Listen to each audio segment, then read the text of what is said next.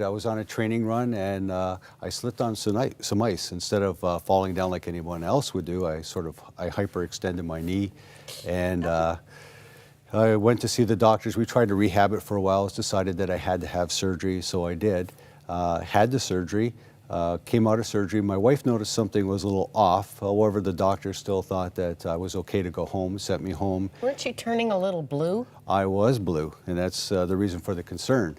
However, the doctor still sent me home, and 14 hours later, I had a massive stroke.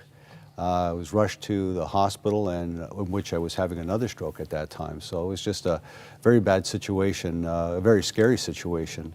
While I was laying on the stretcher in the emergency ward, being hooked up to all these devices, I could feel myself.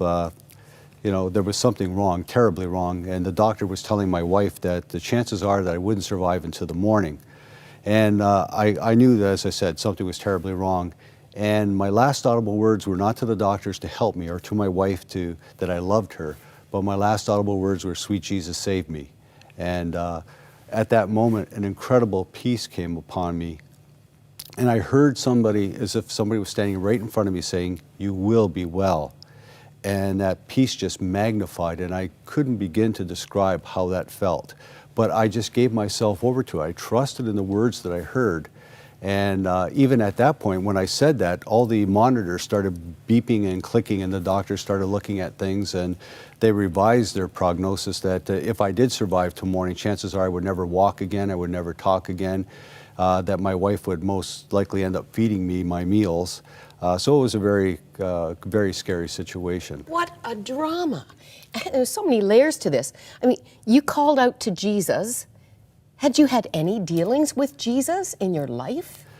Really not a lot. We went to Sunday school as children. My parents took us to Sunday school, but other than that, I had no connection with church or God. I knew of God, I knew of Christ because of being in Sunday school, but other than that.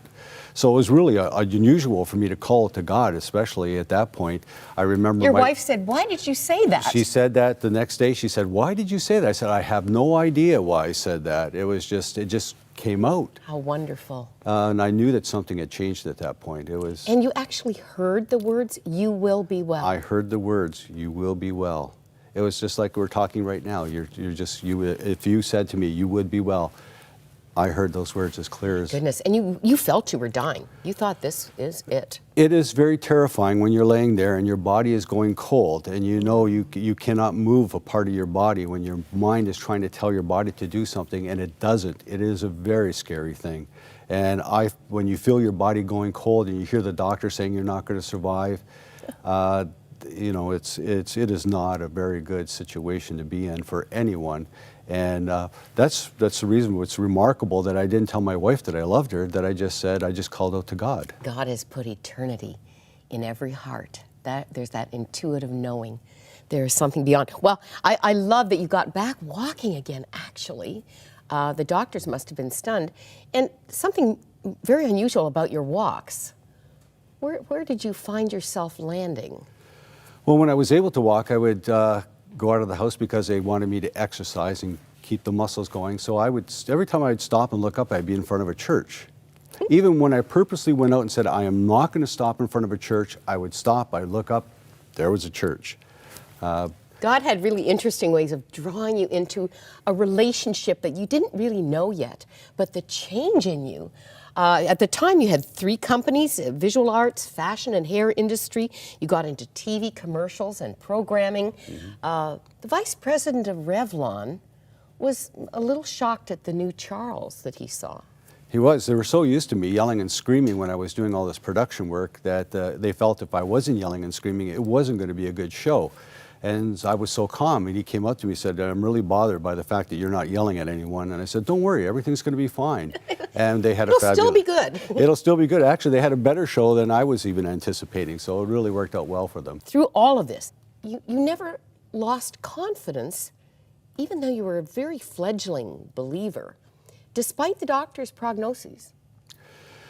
Well, I put my faith in the voice that I heard, and I knew it had to be God. And my complete trust is in Him. My faith is in His faithfulness, that He will honor His word. and he's honored his word every time. So when it came to any time hearing the doctors, what they said was going to happen to me, even though I understood what they were saying to me, my faith was still in what God can do for me, not what medical science could do. Because every time I listened to them, according to them, I should not be here right now. I guess. Okay. 1994, you had a collapsed airway. 1995 to 96, you had 3 TIAs, mini strokes.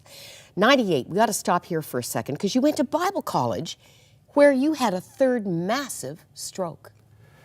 Yes, it was, I knew something was wrong. I went to the dean of students and said that I needed to go to the hospital, and he said, okay, and I ended up in the hospital in Toronto. And while I was there, they confirmed that I was having another massive stroke, and I was admitted into hospital.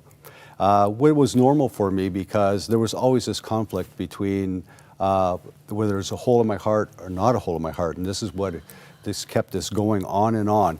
So I was sent for imaging, because imaging would show the cloud in my brain or the wedge in my brain. They would follow the path of the blood clots.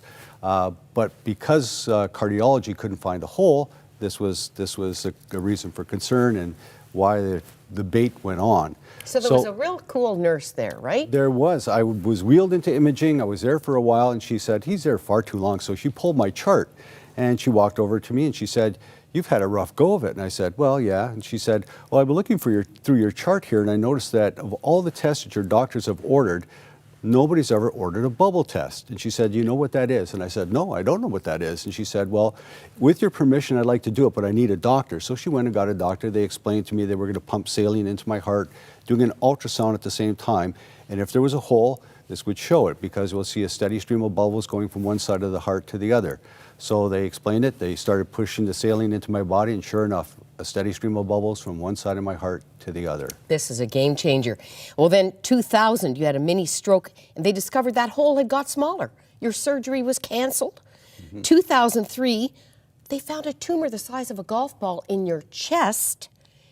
That was a whole new game, a tumor.